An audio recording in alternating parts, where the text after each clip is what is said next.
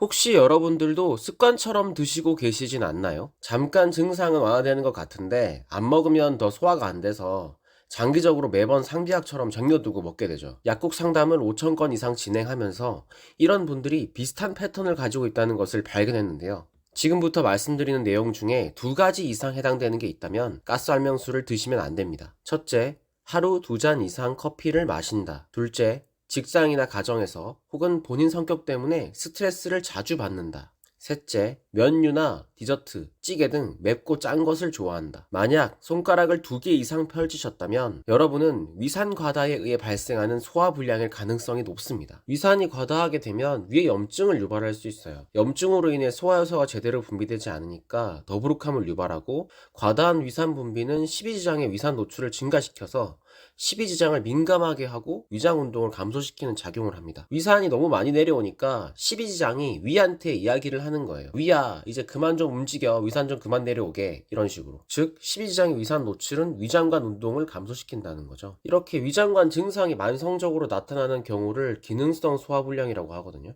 2020년에 기능성 소화불량 임상 진료 지침 자료를 보면 치료의 퍼스트로 PPI, 즉 위산분비 억제제를 사용하라는 것을 알 수 있어요. 그런데 가스활명수 성분을 보면 안에 고추팅크하고 탄산이 들어가 있는데요. 두 가지 성분은 위산분비를 자극하는 원리로 소화에 도움을 주는 거니까 위산분비를 막아주는 진료 지침하고는 반대인 거죠. 물론 이 두 가지 성분을 제외하고도 현오색처럼 위장 운동을 항진시키는 약들도 들어가 있으니까 위험을 동반하는 환자분들도 약을 먹으면 소화가 잠깐 잘 된다는 생각이 드는 거예요. 하지만 지속적으로 복용하면 위산 분비가 오히려 늘어나고 십이지장의 위산 노출이 증가하니까 위장 운동이 지속적으로 감소해서 증상을 더욱 악화시킬 수 있어요. 약국에서 보면 위염이나 역류성 식도염 때문에 약을 받아가시는 분들 중에서 소화불량을 호소하면서 가스알명수를 찾는 분들이 간혹 있거든요.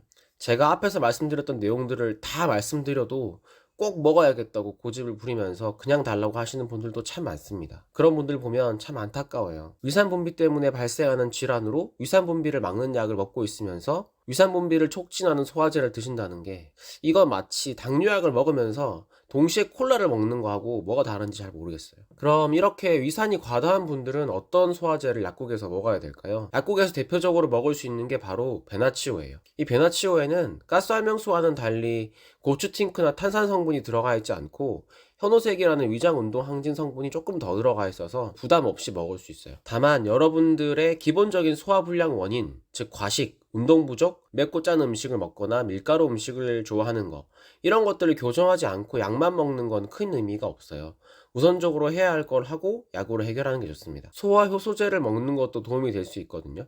그중 우리가 주변에서 쉽게 구할 수 있는 재료로 만들 수 있는 소화효소제를 제가 지금 알려드릴게요. 바로 무즙입니다. 무에는 아밀라제라는 소화효소가 존재하는데요. 이 효소가 전분이나 녹말, 즉 탄수화물을 분해하는 역할을 합니다. 한방에서는 생무즙은 소화를 촉진시키고 독을 푸는 효과가 있으며 오장을 이롭게 하고 몸을 가볍게 한다고 기록되어 있을 정도로 효과가 좋아요. 문제는 무에도 매운맛을 내는 성분이 존재해서 위산을 분비시킬 가능성이 존재한다는 건데요. 무즙을 만들 때 매운맛을 줄이려면 무의 뿌리 부분보다는 윗부분을 사용하시고 찬물에 5분 정도 담궜다가 사용하시면 됩니다. 무그램을 강판에 갈아서 다이소 같은 곳에서 면보자기를 사서 짜서 식사 직후에 한 잔씩 드시면 됩니다. 다만 찌거나 가열하면 효소가 단백질이라 변형이 되니까 생무즙을 반드시 사용하셔야 돼요. 자, 그럼 오늘 내용 한번 요약을 해볼게요. 가스알명수의 고추팅크, 탄산 성분이 위산 분비를 과다하게 해서 위염이나 역류성 식도염을 동반한 환자에게 지속적으로 복용하면 증상을 악화시킬 수 있으니까 주의해야 한다. 베나치오나 무즙 같은 걸로 대체해서 먹을 수 있고,